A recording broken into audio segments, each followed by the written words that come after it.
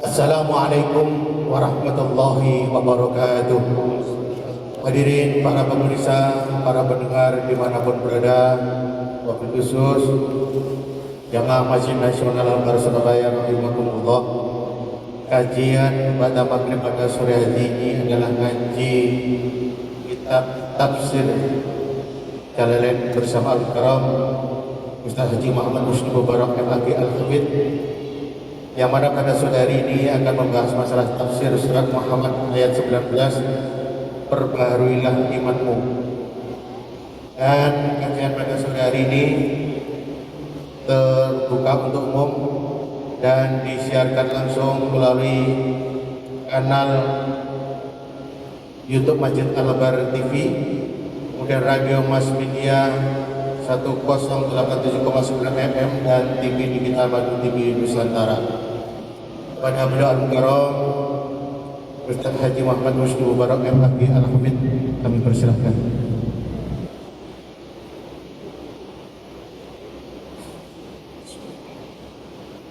Assalamualaikum warahmatullahi wabarakatuh. Alhamdulillah, alhamdulillahi rabbil alamin. Wassalatu wassalamu ala sayyidina wa maulana Muhammadin wa ala alihi wa ashabihi ajma'in. Qalu subhanaka la ilma lana illa ma 'allamtana innaka antal alimul hakim. Amma ba'du. Yang sangat kami hormati, kami muliakan bapak-bapak, ibu-ibu, seluruh jamaah salat maghrib Masjid Nasional Al-Akbar yang semoga senantiasa dirahmati oleh Allah, senantiasa diridhoi oleh Allah, senantiasa berada dalam cinta dan dicintai oleh Nabi Muhammad SAW. Alhamdulillah, kita kembali dipertemukan oleh Allah Subhanahu wa Ta'ala di Masjid Nasional Al-Akbar yang kita cintai dan kita banggakan ini. Setelah tadi kita telah sama-sama melaksanakan sholat maghrib secara berjamaah, seperti biasa kita di hari Selasa malam Rabu Masjid Nasional Al-Akbar mengadakan kajian tadabbur Al-Quran melalui kitab Tafsirul Jalalain. Kita berdoa kepada Allah, semoga apa yang kita lakukan ini, apa yang kita kerjakan ini, semuanya diterima oleh Allah Subhanahu wa Ta'ala. Amin, amin, Allahumma amin. Hadirin hadirat rahimakumullah, tema kita masih sama dengan tema Selasa di minggu lalu, yakni perbarui iman. Di mana di minggu lalu saya sampaikan sebuah hadis yang diriwayatkan oleh Imam Ahmad bin Hanbal dan lainnya, yakni dua hadis yang ini menjadi pelajaran bagi kita semua, muhasabah atas keyakinan kita, atas akidah kita, atas i'tiqad kita. Yakni yang pertama, hadis Nabi Muhammad sallallahu alaihi wasallam bersabda, jaddidu imanakum, perbaruilah iman kalian, refreshlah iman kalian. Kemudian Nabi ditanya, qila kaifa nujaddidu imanana ya Rasulullah? Sahabat bertanya, ya Rasul, bagaimana cara kita untuk memperbarui iman kita ya Rasul? Apa kata Rasulullah? Aktsiru min qawli la ilaha illallah, perbanyaklah untuk membaca kalimat tauhid la ilaha illallah. Juga sudah kami sampaikan bahwa makna daripada hadis Nabi ini disampaikan oleh para ulama secara beragam. Ada yang memahami bahwa memperbarui iman Karena umumnya manusia itu mempunyai iman yang naik turun. Iman manusia bisa naik, manusia pada umumnya selain para nabi dan para rasul itu bisa naik, bisa turun. Naik ketika kemudian dia istiqomah dalam melakukan ketaatan, turun kalau kemudian dia seringkali berbuat maksiat kepada Allah. Umumnya iman manusia seperti ini, Pak, kecuali imannya para nabi. Imannya para nabi, imannya para rasul itu terus naik dan tidak pernah turun. Berbeda dengan iman malaikat. Kalau iman malaikat itu stagnan, jadi tidak naik, tidak turun.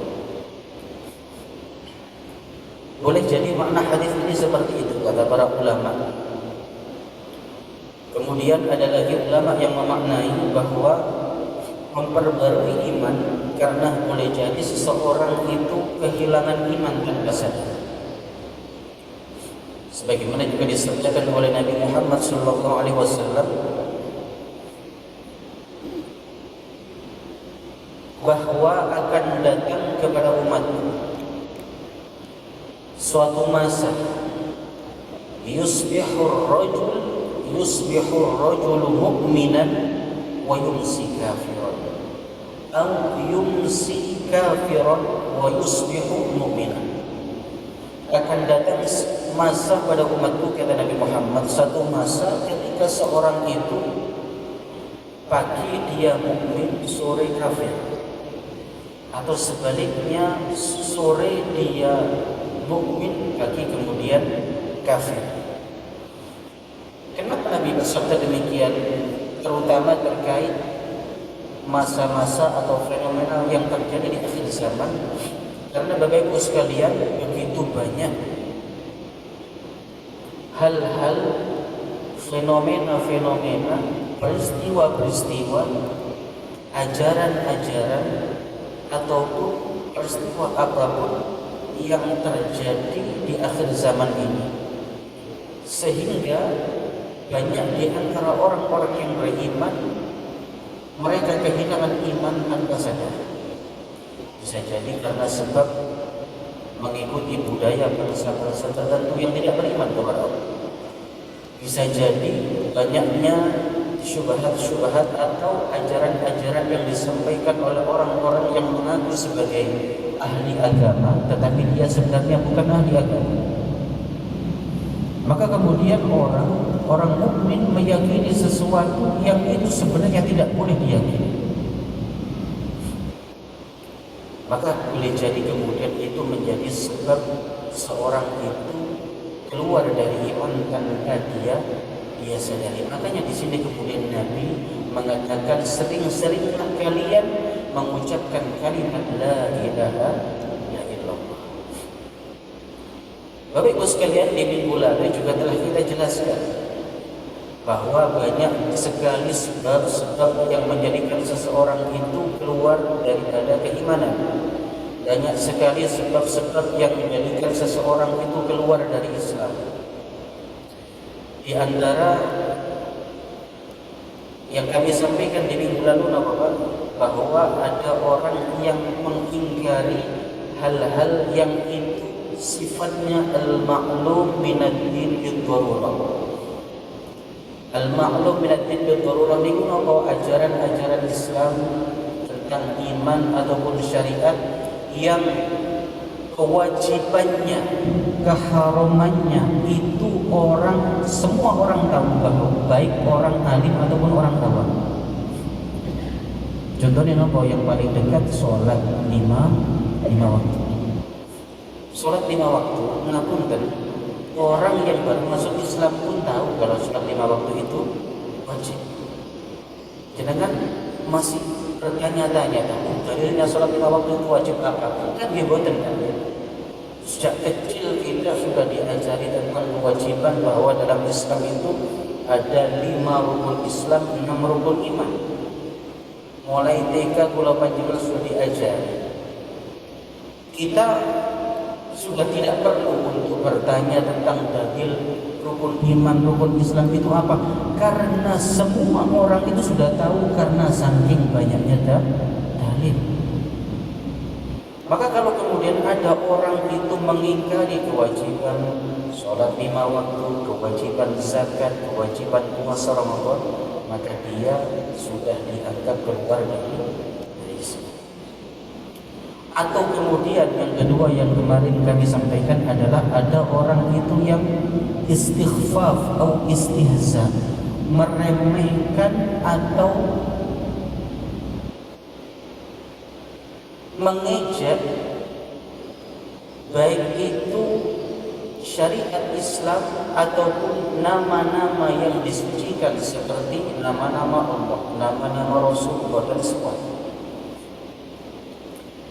Mengejek atau merendahkan atau meremehkan itu banyak hal, Pak. Pangapunten jenengan ada nama tertulis Al-Quran, Anda remehkan itu, Anda hinakan itu, Anda lemparkan ke tempat najis. Alhamdulillah min dzalik, itu bisa menjadi sebab orang itu kufur. Atau meremehkan ajaran-ajaran yang disepakati oleh para ulama terkait kesunahannya. Ngapunten, di minggu lalu saya dengarkan kembali kajian saya, ada hal yang itu saya khawatir disalahpahami. Yakni di minggu lalu pula mengatakan bahwa di antara sesuatu yang sunnah yang disepakati oleh para ulama tentang kesunahannya itu adalah sholat rawatib. Maksud saya itu sholat rawatib itu qabliyah dan ba'diyah. Karena kalau di Masjid Al-Akbar ini, kalau sering kita mendengar sholat rawatib itu maksudnya sholat 5 waktu, bukan itu maksud saya. Maksud saya adalah qabliyah dan ba'diyah. Sholat 5 waktu itu kalau dalam banyak literatur Islam disebut sholat fardiyah atau sholat fardhi atau sholat fardu atau sholatul maktubat atau sholat yang diwajibkan oleh Allah, itu ada 5. Ada orang tidak melakukan sholat sunnah rawatib qabliyah ataupun ba'diyah, dan itu tidak apa-apa karena itu sunnah. Tapi kalau sudah tidak melakukan, mengingkari, bahkan kemudian meremehkan, maka itu dianggap keluar dari Islam. Saya tadi membaca contoh-contoh yang disampaikan oleh Syekhul Islam Ibnu Hajar. Di antara yang sebab menyebabkan orang itu keluar dari Islam, meremehkan Al-Quran, meremehkan Sunnah. Contohnya, seandainya panjenengan dinasihati oleh orang, mungkin anaknya, Pak, jenengan boten mau Quran, mumpung niki bulan Ramadan. Contoh nih, jenengan kemudian menjawab, aku itu keluar kena Al-Quran. Bapak itu terlalu sering baca Quran sampai saiki Bapak keluarkan dan tidak butuh dengan Al-Quran. Hati-hati, Pak. Ya. Itu bisa menyebabkan seorang keluar dari iman. Hadirin rahimakumullah. Banyak sekali hal-hal yang bisa menyebabkan seorang itu keluar daripada iman, keluar daripada Islam, atau orang itu dianggap murtad. Jadi antara sebabnya tadi, dia meremehkan syariat Islam, dia meremehkan nama-nama yang disucikan. Tetapi hadirin hadirat rahimakumullah, kaidah takfir niku mengkafirkan niki adalah kaidah yang tidak boleh diterapkan kepada orang lain. Ya. Ketika kalau panjenengan mengkaji halal tema-tema seperti ini, itu adalah sebagai bahan evaluasi bagi kita. Jangan sampai kita melakukan hal-hal yang menyebabkan kita keluar dari iman. Tidak boleh kemudian hal-hal seperti itu jenengan lemparkan kepada orang lain. Ahlus sunnah wal jamaah tidak pernah mengkafirkan orang lain kecuali sebab itu benar-benar jelas.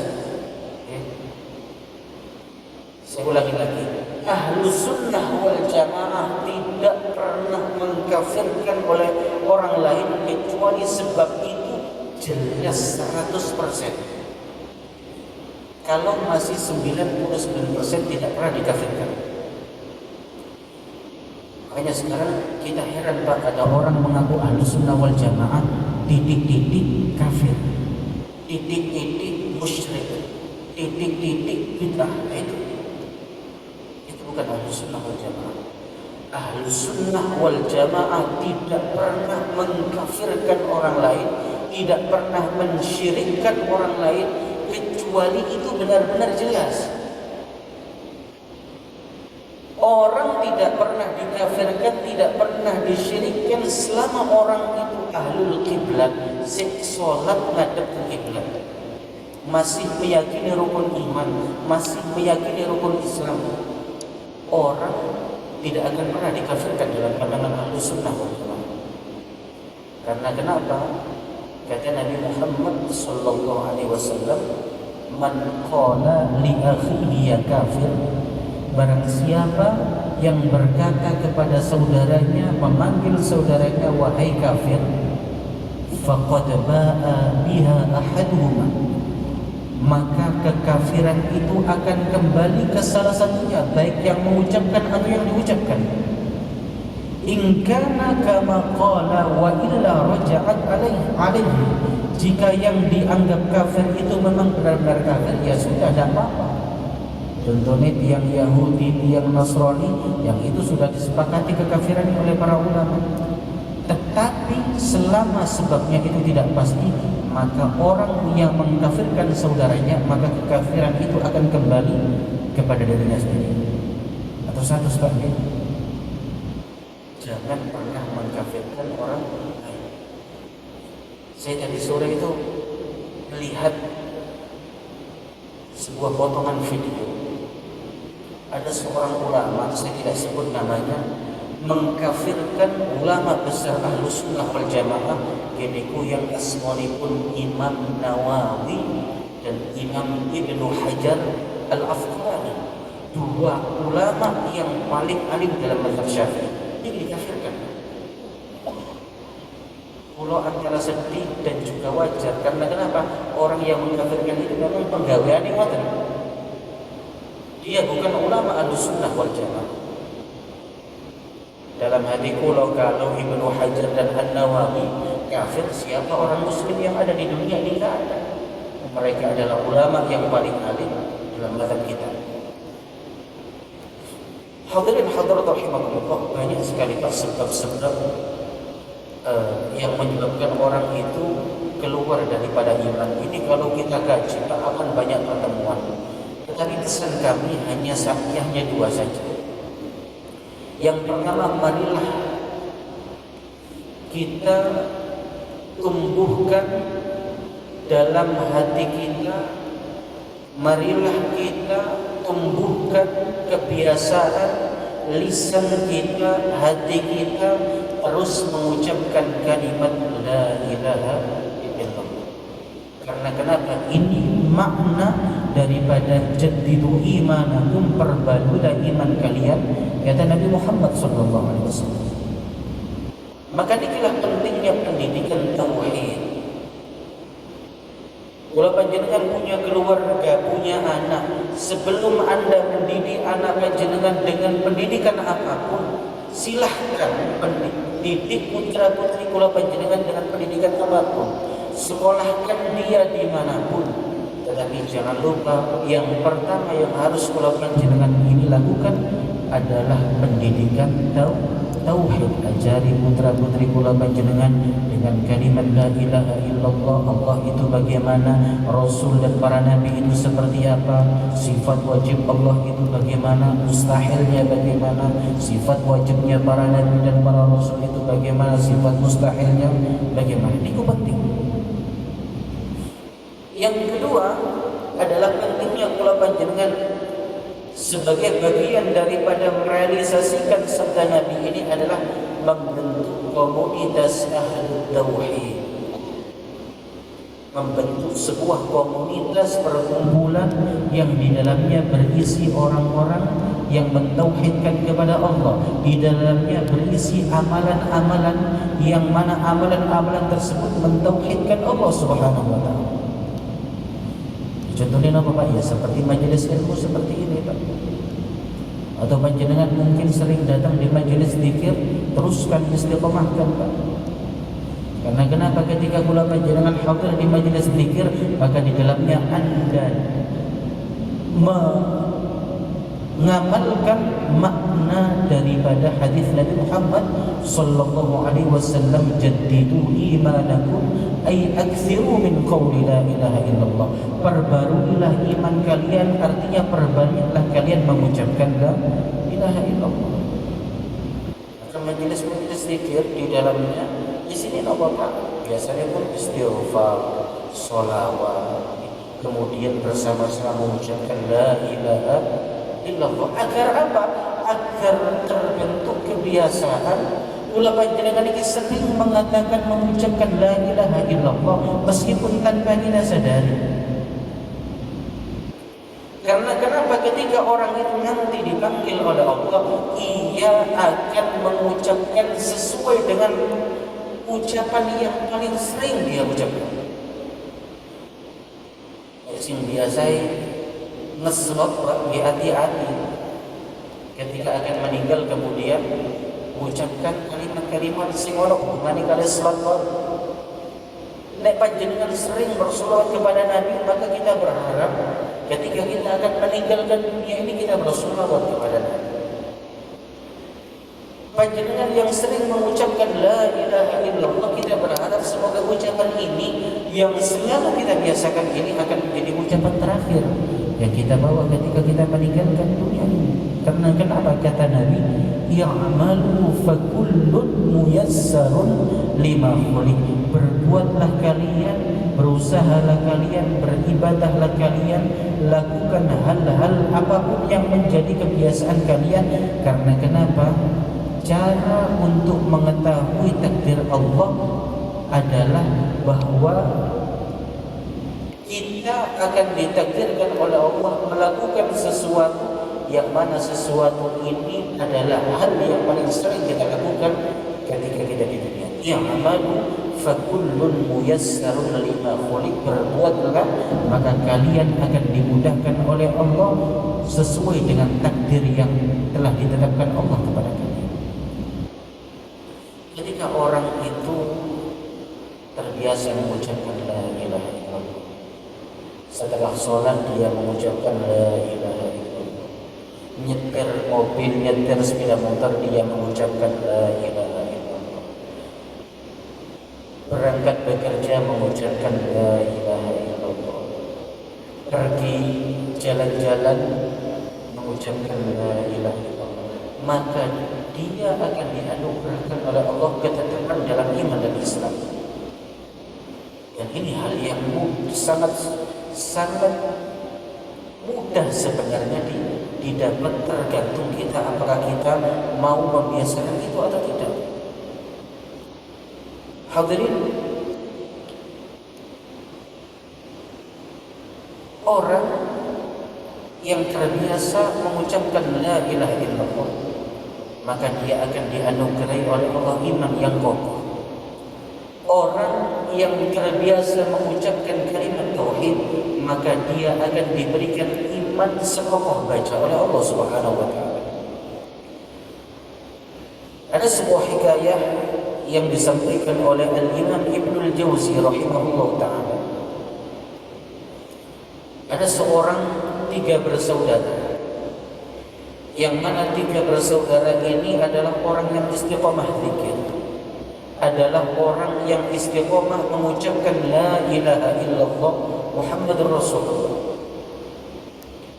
3 orang saudara ini, hadirin hadirat rahimakumullah, suatu saat mereka berperang, berjihad melawan bangsa Romawi saat itu. 3 orang ini kemudian qadarullah mereka tertangkap, pasukan mereka kalah dan mereka ditawan oleh orang Romawi. 3 orang ini, hadirin hadirat rahimakumullah, kemudian ditawari oleh Raja Romawi, keluarlah kalian dari Islam, murtadlah kalian. Kalau kalian mau keluar dari Islam, maka kalian akan aku jadikan pejabat, bila perlu aku jadikan raja dan kalian akan aku nikahkan dengan putri-putriku. Ibu contoh. Kalau panjenengan yang nggak berpero-pero, bukan boron pak. Dia dibujuk demikian oleh Raja Romawi. Keluarlah kalian dari Islam, murtadlah kalian.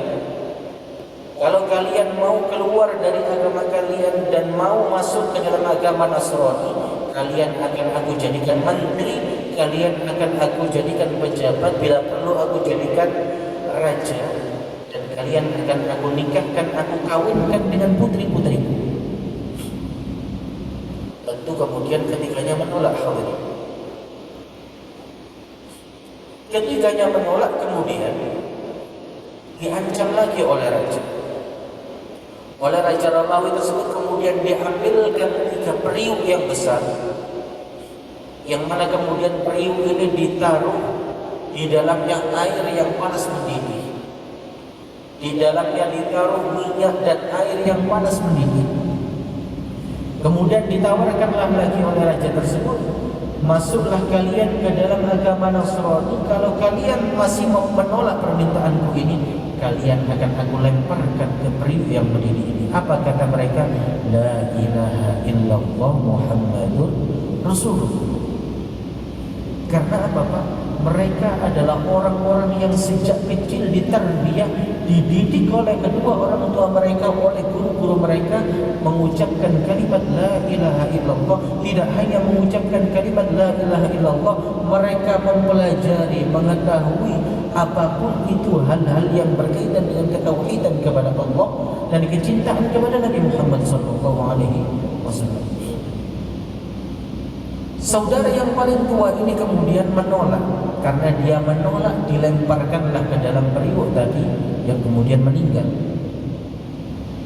Saudara yang kedua ini kemudian masih ditawari oleh Raja Romawi tadi. Masuklah kalian ke dalam agama Nasrani, akan aku berikan sesuai dengan apa yang aku janjikan kepada kalian. Tapi kalau engkau menolak, maka engkau akan aku lemparkan seperti kakakmu tadi.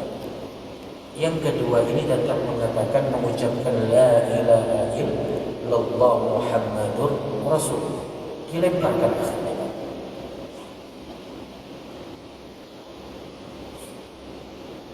Kemudian hadirin rahimakumullah, ketika giliran saudara yang terakhir mau dilemparkan, ada salah satu pejabat yang juga menjadi bawahan raja yang kemudian mengusulkan, wahai raja, percuma Anda ancam dengan ancaman sesuai dengan yang telah Anda ancamkan ke kedua kakaknya tadi. Karena kenapa? Orang-orang Arab itu adalah orang yang terkenal keimanannya kuat kepada Muhammad. Orang-orang Arab itu adalah orang yang terkenal sangat cinta kepada Tuhannya, sangat cinta kepada Nabi-Nya. Ya, terus usulanmu bagaimana? Begini wahai raja, diberitahu Pak, orang-orang Arab niku kelemahannya mak setunggal. Wong wedok ayu. Wong wedok ayu. Ya, niki bukan kelemahan wong Arab tok, Pak. Kula panjenengan barang ya mboten biasa. Kelemahan orang Arab itu wahai raja, perempuan cantik. Lalu usulmu bagaimana? Sekarang dia serahkanlah kepada saya. Dan saya berjanji kepadamu wahai raja, maksimal 40 hari dia akan keluar dari Islam dan masuk ke dalam agama Nasrani. Ya wis, terserah kamu. Saya wahai raja, sebagaimana orang-orang ketahui, punya seorang putri yang mana putri saya ini adalah yang tercantik di antara semua penduduk Romawi. Saya akan gunakan putri saya untuk mengeluarkan pemuda ini dari Islam. Maksimal 40 hari. Kemudian hadirin rahimakumullah, singkat kata kemudian pemuda ketiga ini diserahkan kepada pejabat raja tadi. Lalu kemudian ditaruh di dalam sebuah rumah kosong yang indah, yang di dalamnya dibuatkan diletakkan perhiasan permadani, karpet-karpet yang begitu indah. Semua fasilitasnya dilengkapi di dalam rumah kosong tersebut. Dan yang terpenting adalah putri daripada pejabat Romawi ini kemudian ditaruh di dalam rumah itu bersama dengan pemuda tadi untuk menggodanya. Akhirnya apa? Hadirin hadirat rahimakumullah, digodalah pemuda itu. Selama berhari-hari tidak tergoda. Karena kenapa? Pemuda ini kalau malam ia mengisi seluruh malamnya untuk sholat, kalau siang puasa. Sekarang mikir orang itu belas pokoknya. Sampai berhari-hari kemudian orang tua daripada wanita ini kemudian datang ke rumah tersebut. Bagaimana wahai putriku? Apakah engkau telah bisa mengeluarkan orang itu, pemuda itu dari Islam? Tidak bisa wahai ayah. Mungkin wahai ayah sebabnya kenapa dia selalu menolak diriku, karena saat ini dia masih berada di tanah ini. Tanah di mana kedua kakaknya telah direnggut nyawanya. Tanah di mana kedua kakaknya telah wafat sebelumnya. Mungkin di sini dia teringat-ingat dengan kakaknya tersebut sampai kemudian itu membuatnya sedih dan tidak mau sama sekali menyentuh. Lalu bagaimana? Saran dari wahai ayah, letakkanlah kami berdua di tempat yang lain, di luar daerah ini, di luar wilayah ini. Dengan engkau meletakkan dia di luar wilayah Romawi ini, maka dia bayang-bayang tentang kedua saudari tersebut tidak akan pernah datang lagi. Mungkin saat itu aku bisa mengeluarkannya dari Islam, aku bisa membujuknya untuk masuk ke dalam agama Nasrani. Hadirin, singkat cerita dikabulkanlah keinginan wanita ini. Ditaruh di tempat yang jauh, di rumah kosong, di luar wilayah Romawi tersebut. Apa yang terjadi? Lambat laun, Pak. Bukan laki-laki itu yang kemudian tergoda dengan wanita, tetapi wanita itu yang justru timbul rasa cinta, rasa simpati kepada pemuda itu. Dia sudah digoda sedemikian rupa, ditunjukkan tubuhnya, dirayu-rayu sedemikian rupa, dia tidak goyah imannya. Maka kemudian wanita itu berkata kepada pemuda tersebut, wahai pemuda, sungguh engkau telah membuat hatiku jatuh. Engkau telah membuat hatiku terpesona karena kekuatan imanmu. Maka sekarang bimbinglah aku untuk masuk ke dalam agama Islam. Dibimbinglah wanita itu kemudian masuk ke dalam agama Islam. Hari pertama setelah wanita itu masuk ke dalam agama Islam, ketika malam hari terdengar suara kuda-kuda. Setelah terdengar suara kuda-kuda, pemuda itu kemudian keluar rumah. Ternyata yang menaiki kuda-kuda yang ada di luarnya tersebut adalah ruh daripada dua saudaranya yang dibunuh oleh Raja Romawi tadi. Dan dua saudaranya yang tersebut kemudian didampingi oleh seorang malaikat. Maka kemudian pemuda itu bertanya kepada ruh dua saudaranya, bagaimanakah balasan Allah kepada kalian? Wahai adikku, sesungguhnya saat ini kami telah ditemukan oleh Allah di surga kami, di surga Firdaus. Lalu untuk apa kalian datang ke sini? Kami berdua datang ke sini karena diperintahkan oleh Allah untuk menjadi saksi atas pernikahan kalian berdua. Maka hadirin, saat itu kemudian keduanya dinikahkan oleh Allah, dan yang menjadi saksi adalah ruh daripada dua saudaranya, kakak-kakaknya yang telah meninggal terlebih dahulu tadi. Kita berdoa hadirin, hadirat rahimakumullah. Semoga Allah Subhanahu wa taala menganugerahkan kepada kita semua istiqomah dalam iman, istiqomah dalam Islam, dan kita meninggalkan dunia ini dimudahkan oleh Allah dengan membawa kalimat la ilaha illallah Muhammadur Rasulullah. Hadirin, hadirat rahimakumullah. Sebelum kita tutup, mungkin ada yang ingin bertanya. Masih ada waktu beberapa menit, monggo.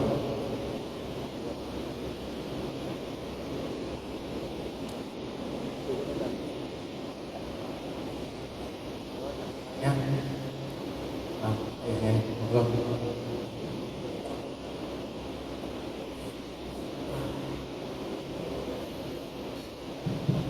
Assalamualaikum. Assalamualaikum. Selain daripada istiqomah menjaga iman dengan lain dari Allah, apakah ada amalan lain sehari-hari yang kita mohon maaf,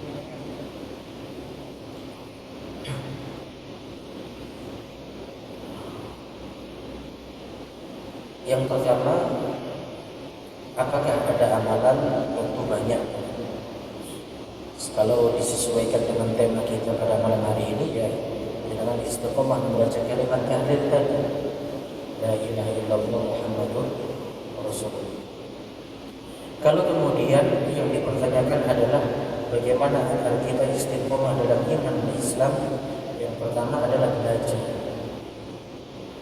belajar apa itu iman, belajar apa itu Islam, belajar melalui sumber-sumber yang terpercaya, baik dalam Al-Quran, Sunnah ataupun kitab-kitab para ulama yang mu'tabar. Kemudian hadirin rahimakumullah, semua ibadah yang kita lakukan dalam pandangan Ahlus Sunnah wal Jamaah bukan semata-mata karena kemampuan kita.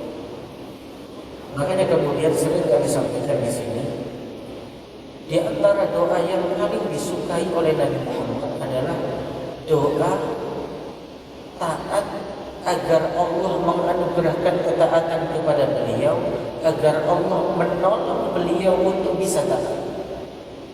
Artinya apa? Semua perbuatan kita, amal ibadah kita bukan semata-mata karena hasil usaha kita.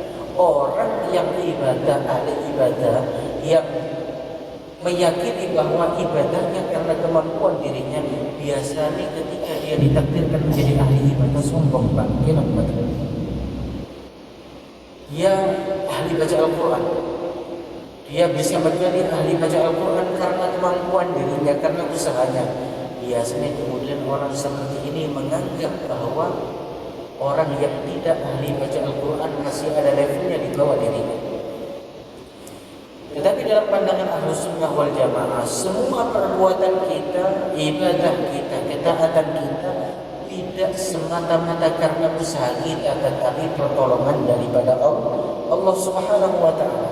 Maka kalau ditanyakan bagaimana agar kita istiqomah dalam iman dan Islam, selain panjenengan belajar, panjenengan berusaha minta pertolongan kepada Allah agar Anda dianugerahi iman yang tetap, iman yang istiqomah, iman yang kokoh. Makanya di antara doa Nabi adalah Allahumma tsabbit qulubana 'alal Islam. Ya Allah, tetapkanlah hati kami di dalam agama Islam. Karena yang bisa menetapkan hati kita, mengistiqomahkan hati kita, ya Allah. Bahaya kalau kita meyakini kita istiqomah dalam iman karena kemampuan kita sendiri. Karena kenapa orang seperti itu akhirnya mempunyai sifat sebagaimana sifat iblis.